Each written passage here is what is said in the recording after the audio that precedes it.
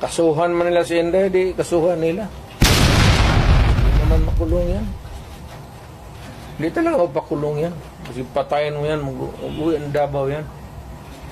Ako, I have full faith kay Inday. Kaya niya yan. Anak ko yan eh. Kilala ko. Sir, may mga nag-comment na po sa social media na people power na lang daw po. Is it possible? De, wag. Alam mo, dumaan ako pagka-presidente. Not for anybody, not for anything else. Meron tayong problema. Malaking problema. Sabi ko, insignificant yung nangyari dyan kay Lopez pati kay Inday. Binata man yung threat, patay-patayan. Pati itong luko-lukong Malacanang, ang problema ng isa pa dyan, yung National Security Advisor ko noon. Gusto nila ipalabas na palalabasin mayor na nagnakaw ng pera si Vice. Yeah, wala pa nga audit eh. Gusto na nila palabasin ganon.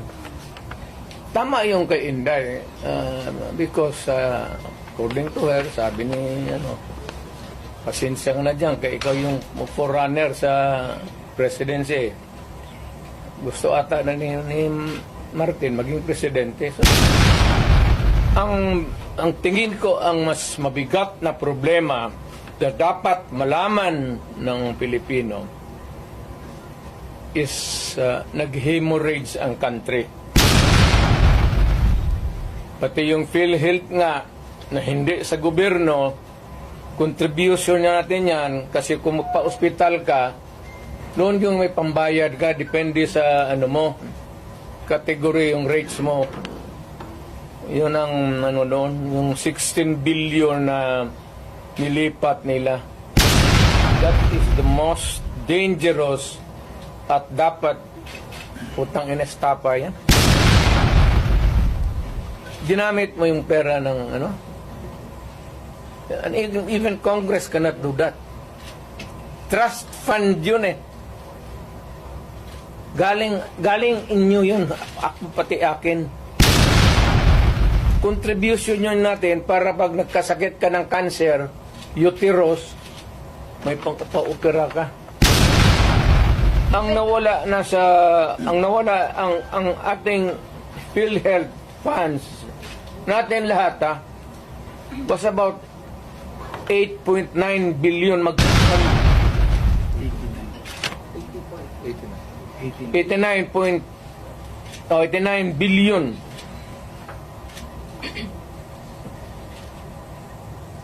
Of that 89 billion, 27 na lang ang nawala. 27 na lang ang natira. Bakit nila pinakialaman? Ang gobyerno na ito, walang project. Wala kang nakita ng project. Maintenance na lang. Kasi ayuda, akap, ayuda. Tupad. Yun, naubos doon. Naubos ni Romualdez kasi Romualdez, congressman lang, pero left and right ang pamigay niya. May tag 5,000 kayo ngayon. Nakita ko sa CCTV kagabi.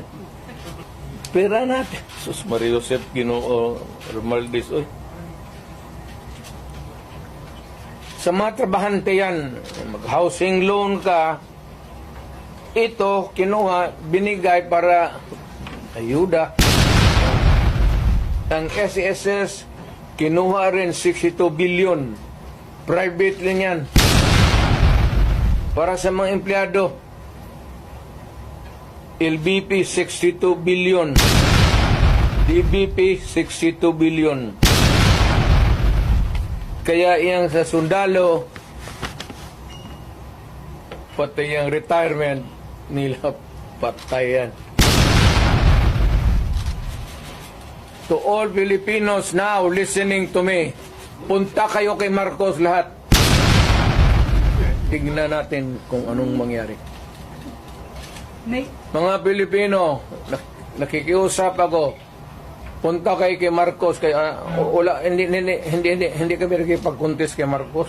Kaya na ba yung kaso kay Trillanes after the Quadcom hearing? Kaya nga, alam mo, pinapakita mo ng bangko, fake talaga yan. Hindi ka makakuha ng... Kung magkuha ka ng sa bangko ng papel, bawal rin yan. Ngayon, kung balandra mo, bawal rin yan. Ipinasok mo doon sa Quadcom, use of falsified documents, another crime yan. Sinday? Opo. Ay, kagiligayan ng hindi impeach nila. What happened to your confidential fund, supposedly? Without. Well, it was spent properly. But why is she not answering the Congress daw? Confidential nga eh. Bakit patawagin ng confidential kung... Pero yun kasi yung issue na ginamit. But you kept mum about it all along. Hindi, lahat yan sila, pati yan si Martin Romualdez, wag binabot ng bilyon yan. Buksan natin lahat.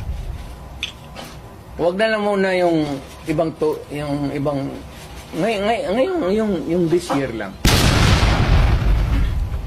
Tapos, pagkatapos, buksan natin next year. Buksan ng Congress. Ang congressman, hinamon ko ba sila? To open your books.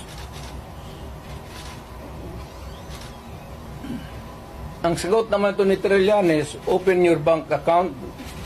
Makihati ka pa sa putang ng pera ko. Ang hindi ino-audit, Office of the President, pati Office of the Speaker. Military, wake up. Sir, there...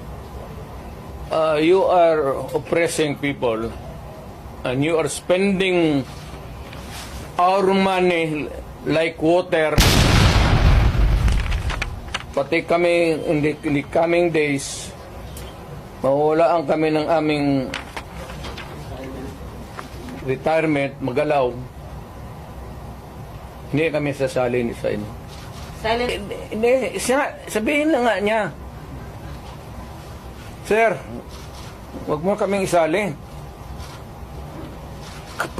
Pati kami, ang mga asawa ko nagtrabaho sa gobyerno, nakataya. Tingnan mo naman yung pera. Kinuha ninyo. Sa GSIS, PhilHealth, 89, Ganun sa ako survey? pinagbili nila. Saan itong pera? 25 tons of gold reserves natin, sold amounting to 129 billion.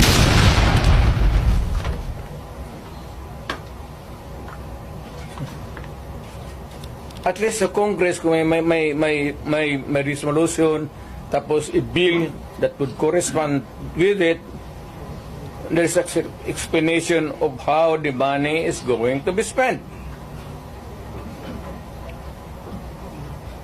Pero ito, paano ito ngayon? Sila lang nakaalam nito. Yung Maharlika, sila lang nakaalam nito. Walang participation ng people dyan, pati ito. So, ganitong 25 tons.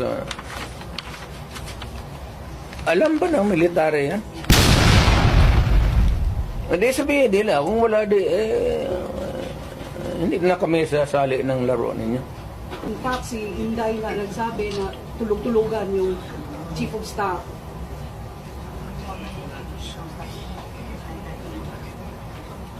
Paano daw makakatulog yung AFP Chief of Staff? Nasa-bigyan yung nawawala. Matagal na siyang natulog. Alam niya yung commander-in-chief niya nagdruga. Noon pa yan, alam na ng lahat. Baka siya lang ang hindi. Ang mga polis. Kami ang taga Davao, alam namin si Lagdameo nagdodroga. Kasi kasama namin siya palagi dito sa diyan kay Pedro. Kaya yung sip-on mag-usap kami, yung sip-on Lagdameo magtulo yan. Hindi niya alam nagtulo yung sip-on niya. Minsan gano'n na lang yan.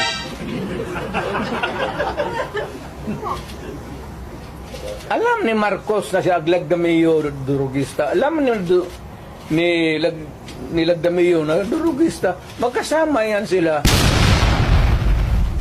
sa hit-hitan. So, another appropriate question would be, yung ito with sincerity. Kayo bang mga military pati police, would you still continue to support a drug addict? Alam ninyo kung mana, pero tanungin mo lang yung Presidential Security Command. Puro military man yan. You did not go far. Yang mga tao ninyo sa military. Hanggang kailan kayo magsuporta ng drug addict na presidente? But would it help if one would... The right to be heard, Dream na yan. the right to be informed. Importante yan. Constitutional provision yan. Mr. General sa military. And the right of the people to seek redress of grievance. Kayo lang ang makabigay niyan ngayon. Mr. Military, give us that right. The right of information that is true and correct. The right of redress of grievance. And